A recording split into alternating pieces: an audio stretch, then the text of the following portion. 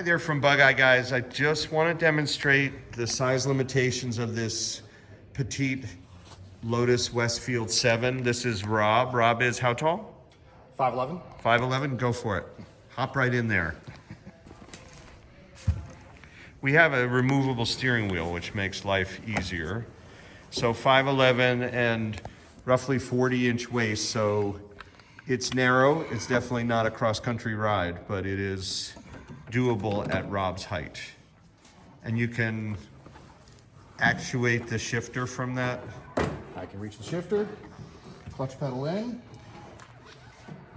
clutch pedal out. Yeah, with, you said size 11 feet? Size 11 and a half. Yeah, with those shoes. Yeah, and 11s. yeah, you would definitely want to go with a little smaller shoe. Yeah, But and the one thing I want to point out is the e-brake lever here is really in the wrong place.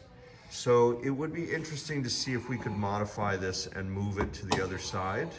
But of course it would be on the other side of the drive shaft. So not the easiest thing to modify, but it's something worth considering if you were taller than Rob and wanted to fit in. So that's a size test here from Bug Eye Guys.